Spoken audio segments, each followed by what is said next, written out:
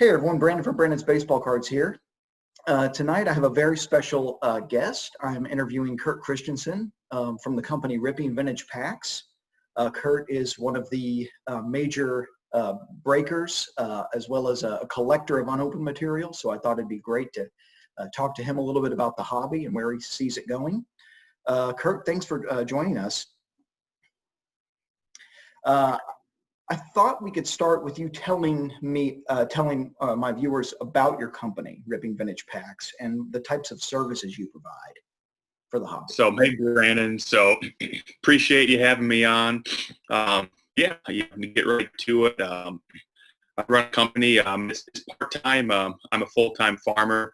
My company is, like you said, rippingvintagepacks.com, and it's kind of a grassroots type of a business, I would say, more collector type oriented.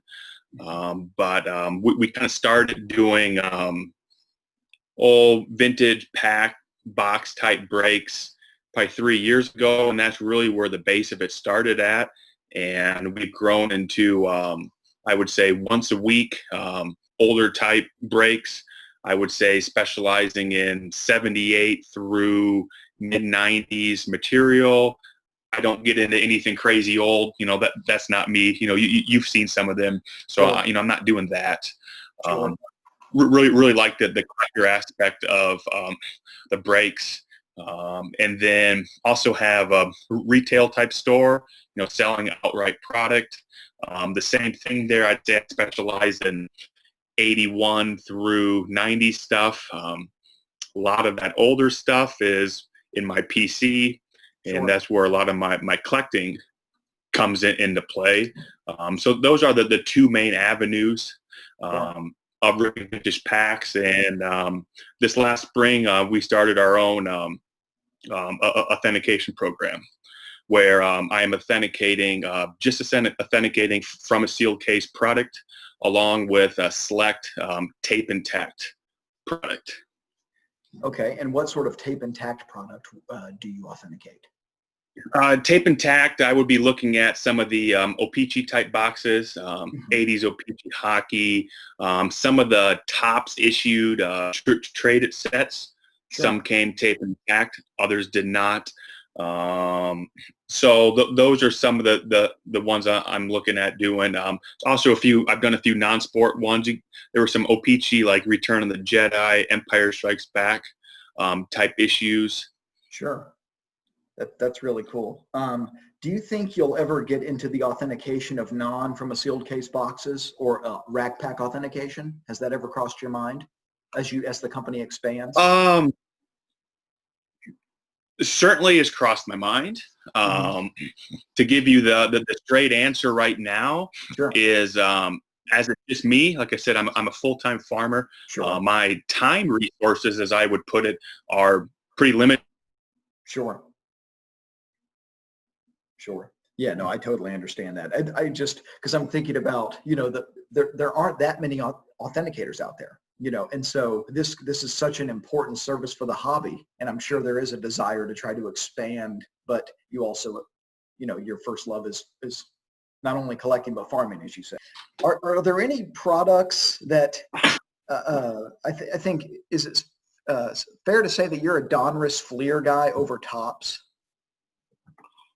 I'm definitely in my PC. Yeah. I'm a huge 80s Fleer guy. Sure. I love 84 Fleer, 85 Fleer. Those are some products that I particularly like the PC. And so then when I gravitate towards, retail selling or something like that, I usually don't miss an opportunity to purchase those products if they come available. Sure. Well, are there any products that, as you're ripping them for customers, it kind of hurts you to do it? Yeah, definitely. So I'll give you a couple of them. One is particularly 84 Fleer baseball. Sure. Just like we mentioned, for some reason, that's been a product that I like to PC collect. So that one always, I have kind of that smile on my face, because, you kind of cringe, even though, it's not a big deal. It's just one of those things that I like. So definitely that's a product. Yeah, because I think that's kind of the conundrum, because we love the cards inside the packs, but in order to do that, we have to destroy something else that we love equally. That's right. And I guess the reason why I like 84 Fleer, I don't think I'm giving out any huge secret here, Sure. but it's a product in the 80s that you think about, say, 81 through 85 Topps, Donruss, and Fleer products. Sure. For some reason, that one, to me, just seems particularly tough to find. And, there's this huge mystique behind 84 Donruss. And I think rightfully so. It's a phenomenal product. But I would just say, in my opinion, or in my experience, I do believe 84 Fleer is much tougher to find than 84 Donruss. Sure. Well, when you think about the scarcity of some of these rack packs, I mean, 84 Fleer rack packs, 84 or 85 Fleer rack packs. I mean, it seems, has that been your experience? These are tough to find. As a rack pack collector, the supply of those is very, very limited, it seems like. Has that been your experience? Yes, you are absolutely right. And you said one there in particular. I would say 85 Fleer boxes are easier to find than 84, but 85 Fleer rack packs, in particular the cello see-through racks, are incredibly tough to find. Just incredibly tough. Sure. Yeah, and it's been the one, and even part of this price increase that we've seen since COVID. That's what's been so frustrating to me. You see some of these, an 85 Fleer pack with Doc Gooden rookie on top, for example. This is now $100 rack pack, which is not a small amount of money if you're, trying to balance a budget, and it's amazing the increases that we've seen. It's definitely put a wrinkle in, I would say, every collector's mentality. Sure. You can even go with the collector that had say a $10,000 a year budget, or a $5,000 a year budget, or a $1,000 a year budget, or $50 a month budget. Whatever range of collector there is, the COVID increase in prices has made them reevaluate what and how they're able to buy product, because you can go right down the list and everything is more expensive. Oh, absolutely. Absolutely. There's still one product that, in my opinion, I think it's actually undervalued, and I'm not sure why it's undervalued. But it's 85 Donruss. Compared to Topps and compared to Fleer from 85 Donruss, it's half the price of a box of 85 Topps. Do you have any idea why that would be the case, or has that been your experience? Well, I'll make a comment that's real close to that, and maybe we can push these two comments together. Sure. I've had the comment and the thought for years, I would say for probably 5 years, that 85 Leaf is incredibly undervalued. And, they're essentially very similar products, Donruss and Leaf, So we're talking about a similar type product here. To get back to the question, Sure.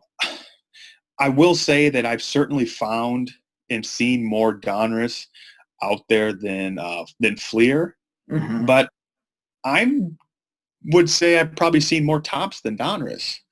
Sure. So that's a good question. There is no McGuire in the Donruss product.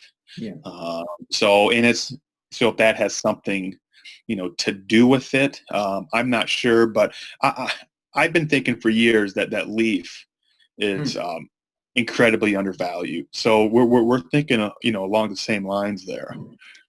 That's an interesting. Yeah, I hadn't even considered the Leaf perspective. And what does an 85 Leaf box run, like a retail price for that? I'm not as familiar with the Leaf pricing. So it's going to be pretty similar to the 85 Donruss box. If you got a good box coming from a good source, or a good authenticated box, you're probably looking at $250, $270, about the same as the Donruss. I think there's for somebody opening the product or somebody buying like the Kirby Puckett or Roger Clemens rookie cards, Mhm. the Elite product will outsell the Donruss significantly, but there's not a price increase buying the box. Sure. Okay. That's really interesting. Yeah, no, I just think there's some products and no one really knows. For years, I think 84 tops was undervalued, and now it's kind of risen. You know, It has finally risen. You are right. That that box, yeah, for years you could get under $100, and yeah, finally now, maybe we think it's more in line to where it should be. yeah, absolutely. And then, I mean, yeah, it's more in line with what it should be. And then you have a product like 83 tops, which is just, I mean, $1,000 a box from a sealed case. I mean, Yeah, in what's crazy about that product, and this isn't that long ago, at well, it would be the last national. This year's national got canceled, sure. so it would have been the summer of 2019 in Chicago. Sure. I was set up at that show, and I had 83 wax boxes, 83 tops. I think I was offering them for $375 a box, and I did sell a few. Not many. I think Baseball Card Exchange might have been 385 or 390. They were not $400. So, upper 300s. And, there wasn't a lot of interest. And, Sure. flash forward to now and, a good, clean, authenticated box. Yeah, it's $900 all day. Yeah. Yeah, it's just crazy to me. And I don't know if it's the pursuit of the PSA 10 that drives it, or if it's just the design, the nostalgia, a combination, thereof, or what's going on. But I, I mean, I always tell people, if you're looking for an investment, I don't do this to invest. I know you don't do this as an investment. You do this for the love of the hobby. But if you're looking for an investment in this hobby, there's not a more sure thing than unopened prior to 1985. It's been, yeah, nothing is guaranteed. Of course, that's very true. Yes. Yeah. It's been a safe bet, to place some collecting dollars for a long time. And I would say that was definitely, I had that same opinion before the COVID run up. Sure. It just seems like, if you look at the supply side of the equation, Sure. it's a finite supply, even with finds that, people that don't know exist, that the product is still finite. There's only so much of it out there. And, with myself, I'm ripping product, other people are, is dwindling every day. Mhm. So, I've had that opinion for years. The unknown is, what's the demand going to be? Sure. So you throw in, 6 months ago, this COVID demand, and you put that in with a finite supply. And I think, that leads to a lot of, the explosion that we've seen. And right along with that explosion, I don't collect a lot of cards and I don't deal in a lot of cards, but of course I follow the card market. Yeah. And, the cards themselves, let's look at 83 tops. So, the Gwynn in a 10, the Sandberg in a 10, the Boggs in a 10, all of those cards have gained tremendous value. So, that's another aspect to the box. While the potential hits coming out of there are worth more money. So you got a lot of factors, going into it. The cars coming out are worth money. I think there's more collectors in the hobby. And then you're dealing with that finite equation of there's only so much of it out there and it's dwindling every day. Absolutely. Absolutely. Well, I've been wanting to, in the build up to this, I did a video where I told my viewers I was going to be speaking with you, and I told them that your personal collection, some of your rack packs are drool inducing for a pack collector. And so would you mind just telling my viewers some of the highlights of your collections, if you wouldn't mind just sharing a couple of pieces you're really proud of? I sure will, and some of your viewers might know this, Sure. some don't. So I'll give you a couple. Sure. I'm a huge Twins fan. I'm sure you know that. Mm-hmm. So I gravitate towards, if I can find items related to my favorite team, that they mean a little more. Sure. So one item I'm particularly fond of is a 1968 Topps baseball rack pack, and it has the Rod Carew Rookie Cup card on top. Wow. So, his rookie card was 67. He was on the dual rookie, but that would be his first base card. So that's a particularly fond item as mine. And we'll move a couple years later to 71 Topps. And I have a 71 Topps rack pack with the Burt Blyleven rookie on it. Oh, wow. That's amazing. Yeah. And the 71s, that is a year that I think is, I mean, an unopened wax box is, would you say $100,000 now? Yeah, I would be, definitely. Something like that. That's awesome. That's, oh, go ahead. I was just say, yeah, 71 Topps, it just kind of holds that mystique. You say 71 Topps and it catches everybody's attention. Oh, absolutely. Absolutely. How many, just out of curiosity, I've always wondered this, and for those of you that don't know, I've spoken about this on my channel, but I am a customer of Kurt's. I do participate in breaks, and you guys should absolutely get in on the breaks. They happen on Thursday nights, usually Thursday nights, not consistently, or pretty consistently on Thursday nights. Very fair prices. He's a very, very honest businessman, and it's a lot of fun. But I've always wanted to ask you in the chat, but the message chat, how many rack packs do you have in your PC? Oh, wow. Honestly, I probably never counted. Sure. I'll tell you what I'm trying to do with my racks. Sure. So I have a PC rack run. Right now, I do not have a 69 rack, so I'm missing a 69. But my run starts at 67 and goes all the way through the 80s, with the exception of 69. But you get into like the early 70s, I think I probably have 3 71s. 72 is an incredibly tough year to find. I only have 172. That is a whale of a rack to find, a legit 72 Topps rack. Very tough. Mm-hmm. I got a few 73s, few more 74s, and probably got a rack box each from 75, 6, and 7. And you got scattered stuff around, but I've been pretty heavy PC collecting cello packs and rack packs. So, I don't have the exact number, but pretty significant. Sure. Though what's not surprising with that is I would say probably 95% of those items, Mm-hmm. if not even more than that, were all purchased, pre-COVID. Sure. Simple, Yeah. just like we said earlier, everybody has a dollar sign for their budget. Mm-hmm. And, you try to put those dollars where you can. And a lot of that stuff I bought, I'm not sure that they would fit in the budget right now. Sure. Yeah, absolutely. And that's my biggest struggle is even just a rack pack to rack pack, just auctions on eBay. It's a struggle to just keep everything in perspective here. Like prices could go back down at some point, a little bit, maybe. Yeah. We don't know. It's I'll put it this way. I was shocked, and I was not predicting we would have the run up. I don't think anybody was. Mm-hmm. I'm not predicting a downfall by any means. Stuff seems really stable right now. There's a lot of stuff coming to auction here in these fall auctions, but I have no idea what's going to happen any more than anybody else does. So could there be a dip? There certainly would be, or there certainly could be. My experience would tell me, since I've been buying and selling unopened, goes back about a good 5 years.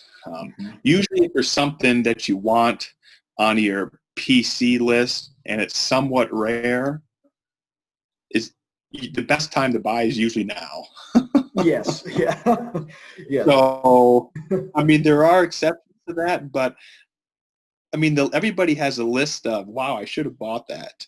And my list is long in that category. I'm sure like everybody else's. Oh, absolutely. Yeah, I a few years ago, my first national was 2018 in Cleveland, and I almost bought some 1980 Topps wax packs graded for, I think they were $50 a piece. Wow. Yeah. And you look back now, you're like, what was I thinking? Like, the ones that got away. I actually, I won a rack pack tonight, an 85 Donruss. It's got the Mattingly 2 for the title on top in one cell, and it's got a Mattingly Diamond King on top in another cell. No, cool. I've never seen one. Yeah, a double Mattingly. I was like, that's pretty cool. I probably overpaid for it, but such is life. That's cool. You brought that up. So some of the items that I've been looking at for my PC these last few months, like I haven't been looking at that real rare stuff just because I don't want to spend the dollars. I've been looking at some 80s stuff that has nostalgia value to some of the Twins players I like. For example, if there's 84 Donruss rack with some of the Twins rookies. I'm looking for those, or 83 Topps racks with some of the Twins rookies on it. So I've moved focus just a little bit. Trying to tackle a few items that don't seem like they break the bank. Yeah, I mean that's yeah. I have two young kids at home, and that's been my struggle. I stick explicitly. I have a time period to my collecting. I stick 78 to 85. Is the window for rack packs, just because anything before 78, realistically, unless I, spend 4 months of a card budget on one item, that's just got to be my window, So I think it's what you said earlier is very important. It's very important to have a budget and to understand you're never going to get everything, because there's temptations out there. There's some great stuff still out there. Well, there definitely is, and I think every collector is like that. And every collector, is a different number or a different year or a different range.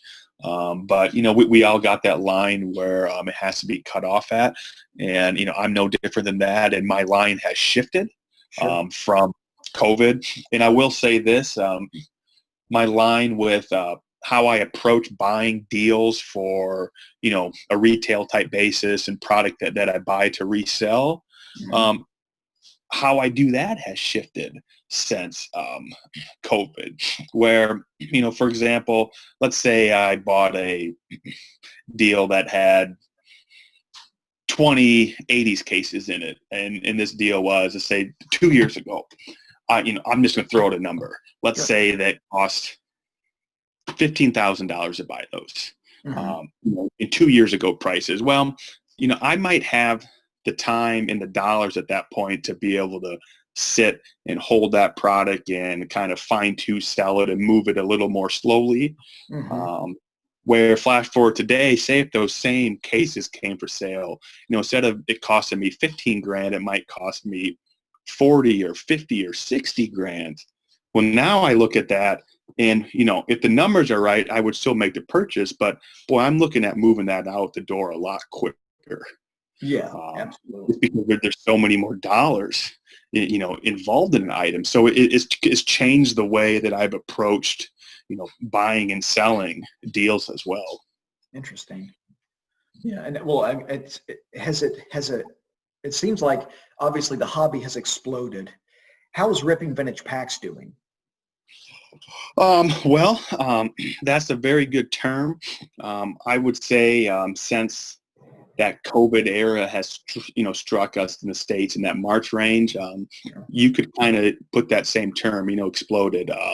Between the farm and what I do for RVP, I'm working all day long, on the phone, doing farm stuff, doing deals all day long. So yeah, the amount of interest generated in the hobby, the amount of, calls and texts and messages, I get for buying, or do you have this, or do you have that? It's nonstop. The enthusiasm, the people who want stuff, it's quite remarkable right now, how many people are involved in this hobby, and just the energy and excitement going on right now. So yeah, definitely, I would reiterate the same word that you used. That's great to hear. And again, if anybody's out there and you're looking for a company to break, if you want to get into breaking, it's a lot of fun. We're all card guys. We're all collectors. I strongly encourage you to check out Kurt's website. You want to just tell us a little bit? I know you're a very busy man, and I really appreciate you taking the time to chat. Is there anything else you want to say about your website or about your business, or how people can get in contact with you? Yeah, so one more time, the website is rippingvintagepacks.com, and I'll say it again. What I do for RVP, I am the owner. I got a couple guys that help me on and off part time, but it's basically just me, and I'm a full-time farmer. So there's times in the year where the resources are limited, but I draw that line. I really try to take a collector's aspect to everything that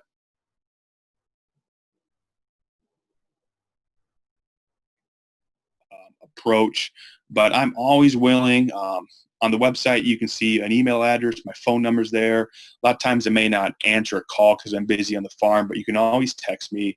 You can always email me. And if you've got stuff you're looking for, boy, there's nothing more that I like than helping a collector get an item that they're looking for.